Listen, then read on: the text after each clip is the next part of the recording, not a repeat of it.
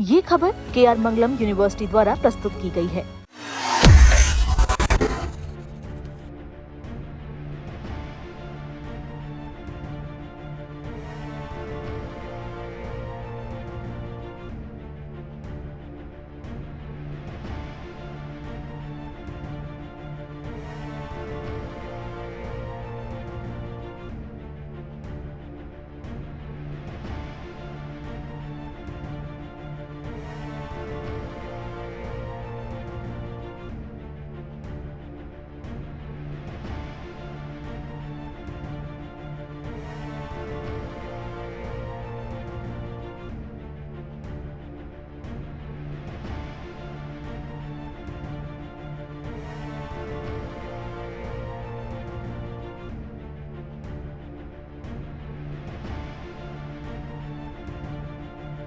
नमस्कार दोस्तों, स्वागत है आपका दैनिक जागरण में। अमेरिकी राष्ट्रपति डोनाल्ड ट्रंप की बीजिंग यात्रा ने पूरी दुनिया में तहलका मचा दिया है। बीजिंग में दोनों नेताओं की गर्मजोशी भरी मुलाकात, भव्य स्वागत और एक दूसरे को दोस्त कहना देखकर लग रहा है कि दुनिया की दो सबसे बड़ी ताकतें अब तनाव कम करके रिश्ते सुधारने की राह पे हैं। शी चिनफिंग की चापलूसी को लेकर अमेरिका चीन रिश्तों में आई इस नरमी से सब कुछ बदला नजर आ रहा है। लेकिन सवाल ये है कि जो अमेरिका और चीन एक दूसरे के कट्टर दुश्मन हैं और आए दिन एक दूसरे पे जुबानी हमला करते रहते हैं, उनके इस बदलते रुख से भारत पर क्या असर पड़ेगा। डोनाल्ड ट्रंप द्वारा पहले चीन पर लगाए गए टैरिफ के बाद अब अचानक पैदा हुई इस नज़दीकी से दक्षिण एशिया में क्या बदलाव आएगा। भारत की रणनीतिक अहमियत बढ़ेगी या घटेगी, यह भारतीय कूटनीति के लिए एक बड़ा सवाल बन गया है। आज की इस वीडियो में हम आसान भाषा में समझेंगे कि ट्रंप शी की मुलाकात का भारत पर क्या असर पड़ेगा, अब चीन को लेकर भारत की चुनौतियाँ क्या होगी। तो वीडियो को अंत तक जरूर देखिएगा। अमेरिका चीन नज़दीकी भारत के लिए चिंता क्यों। दोस्तों, जब अमेरिका और चीन में तनाव और प्रतिस्पर्धा ज़्यादा होती है तब भारत की रणनीतिक अहमियत बढ़ जाती है। अमेरिका भारत को दक्षिण एशिया में चीन का मुकाबला करने वाला मजबूत विकल्प मानता है। इसी वजह से क्वाड जैसे ग्रुप को बढ़ावा मिला। लेकिन अगर दोनों देश दोस्ती बढ़ा लेते हैं तो अमेरिका को भारत की जरूरत कम लग सकती है। इससे हमें मिलने वाला राजनीतिक सपोर्ट, आर्थिक फायदे और निवेश प्रभावित हो सकता है। विशेषज्ञों का कहना है कि अगर चीन पर टैरिफ कम हो गए और सप्लाई चेन फिर से चीन की तरफ चली गई तो कई कंपनियां भारत की बजाय चीन की मजबूत मैन्युफैक्चरिंग व्यवस्था को चुन सकती हैं। ट्रंप शी की मुलाकात की क्यों चर्चा। दोस्तों, पिछले कई महीनों से अमेरिका और चीन के बीच टैरिफ, टेक्नोलॉजी और सुरक्षा मुद्दों पर काफी तनाव चल रहा था। लेकिन अब बीजिंग में ट्रंप और शी चिनफिंग की मुलाकात से सब कुछ बदला नजर आ रहा है। ट्रंप ने शी को महान नेता और दोस्त बताया तो चीन ने भी उनका शानदार तरीके से स्वागत किया। ये देखकर साफ है कि दोनों देश अब रिश्तों को स्थिर करने और तनाव कम करने की कोशिश कर रहे हैं। भारत की स्थिति अहम क्यों हो गई है। दोस्तों, भारत कुछ सालों से अमेरिका और चीन दोनों के साथ संतुलित संबंध बना रहा है। एक तरफ हम अमेरिका के साथ रक्षा सौदे, व्यापार और इंडो पैसिफिक सुरक्षा के साथ काम कर रहे हैं तो दूसरी तरफ चीन के साथ सीमा पर शांति बनाए रखने और आर्थिक संबंध सुधारने की कोशिश भी जारी है। अगर अमेरिका और चीन के रिश्ते बहुत ज्यादा अच्छे हो गए तो भारत की इस बैलेंसिंग नीति पर असर पड़ सकता है। भारत की खास रणनीतिक स्थिति। भारत इस समय दुनिया में रणनीतिक स्वायत्तता की नीति पे चल रहा है।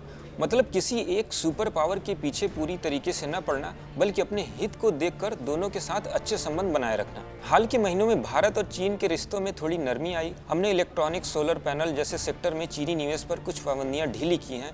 दोनों देश सीमा विवाद को शांत रखने की कोशिश भी कर रहे हैं। दूसरी तरफ अमेरिका के साथ व्यापार लगातार हमारा बढ़ रहा है। वर्ष 2025-26 में भारत ने अमेरिका को 87.3 अरब डॉलर का सामान निर्यात किया, जबकि अमेरिका से आयात 52.9 अरब डॉलर का रहा। अमेरिका अभी भी हमारा सबसे बड़ा पश्चिमी व्यापारिक साझेदार है।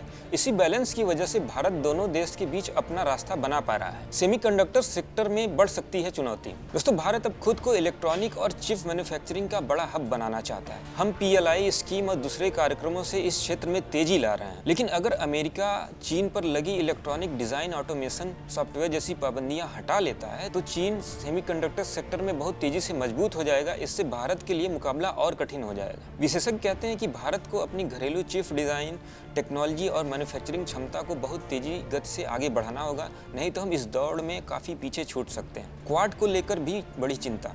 ट्रंप की विदेश नीति हमेशा अनिश्चित और अप्रत्याशित रहती है।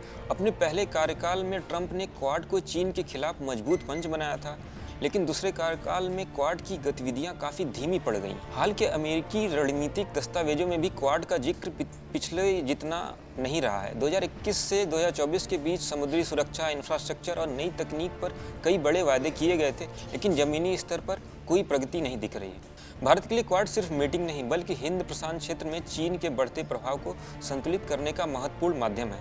अगर ये कमजोर होता है तो भारत को सुरक्षा और कूटनीति दोनों में फर्क पड़ सकता है। आपको बता दें, क्वाड यानी कि क्वाड्रिलेटरल सिक्योरिटी डायलॉग, ये 4 लोकतांत्रिक देशों का एक रणनीतिक मंच है जिसमें भारत, अमेरिका, जापान और ऑस्ट्रेलिया शामिल है। इसका उद्देश्य हिंद प्रशांत यानी कि इंडो पैसिफिक क्षेत्र में शांति, स्थिरता और सुरक्षा बनाए रखना है ताकि चीन के बढ़ते सैन्य और आर्थिक प्रभाव को कम किया जा सके। चीन पाकिस्तान संबंध अभी भी बड़ी चुनौती। दोस्तों, भले ही चीन के साथ हमारे आर्थिक संबंध सुधर रहे हों, लेकिन कुछ मूलभूत मुद्दे अभी भी जस के तस पड़े हुए हैं। हाल ही में भारत ने चीन की आलोचना की थी क्योंकि बीजिंग ने पाकिस्तान से जुड़े आतंकी ढांचे पर कार्रवाई को लेकर भारत की चिंताओं का साथ नहीं दिया था।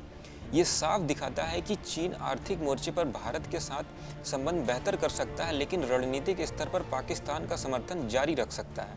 अगर अमेरिका चीन रिश्ते और बेहतर हो गए तो सुरक्षा के कई संवेदनशील मुद्दों पर भारत खुद को ज़्यादा अकेला महसूस कर सकता है। ताइवान मुद्दा भारत के लिए क्यों महत्वपूर्ण? ट्रंप सी मुलाकात में ताइवान का मुद्दा काफ़ी चर्चा में रहा।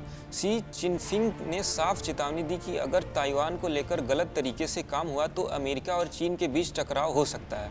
चीन ताइवान को अपना हिस्सा मानता है जबकि ताइवान खुद को स्वतंत्र लोकतांत्रिक क्षेत्र मानता है। वहीं भारत के लिए ताइवान सिर्फ राजनीतिक मुद्दा नहीं, ये आर्थिक रूप से भी बेहद अहम है क्योंकि ताइवान दुनिया का सबसे बड़ा सेमीकंडक्टर और टेक्नोलॉजी चेन का सेंटर है। अगर ताइवान को लेकर कोई बड़ा संघर्ष हुआ तो पूरी एशिया की व्यापार व्यवस्था बिगड़ सकती है। ब्लूमबर्ग इकोनॉमिक्स के मुताबिक ऐसे युद्ध में दुनिया को करीब $10 ट्रिलियन का भारी नुकसान हो सकता है, जिसका असर भारत की अर्थव्यवस्था पर भी सीधा पड़ेगा। भारत के लिए सबसे बेहतर स्थिति क्या है? विशेषज्ञों का मानना है कि भारत के लिए सबसे अच्छी स्थिति ये नहीं है कि अमेरिका और चीन पूरी तरीके से दुश्मन बने रहें और न ही ये कि दोनों बहुत करीबी दोस्त बन जाएं।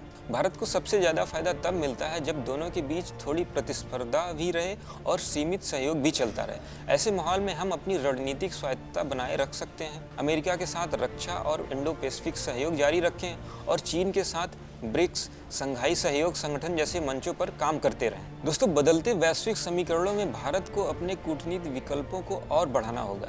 हमें यूरोपीय संघ के साथ मजबूत संबंध बनाने, आसियान देशों के साथ सहयोग बढ़ाने और इंडो पैसिफिक की मध्यम शक्तिशाली देशों जैसे कि जापान, ऑस्ट्रेलिया, फ्रांस, वियतनाम के साथ साझेदारी गहरी करनी होगी। सबसे बड़ी चुनौती ये है कि हमें अमेरिका और चीन के बढ़ते रिश्तों के बीच खुद को और मजबूत करना होगा। इसके लिए हमें घरेलू अर्थव्यवस्था को और ज़्यादा मजबूत करना होगा, जिसमें टेक्नोलॉजी में आत्मनिर्भरता बढ़ानी होगी और कूटनीति को और चतुराई से चलाना होगा। दोस्तों, आप क्या सोचते हैं? क्या अमेरिका चीन की इस नज़दीकी को भारत के लिए खतरा माना जा सकता है या ये मौका? कमेंट में अपनी राय जरूर बताएं। वीडियो अच्छी लगी तो लाइक करें, शेयर करें और चैनल को सब्सक्राइब करना न भूलें। ऐसी ही और जानकारी के लिए देखते रहें दैनिक जागरण।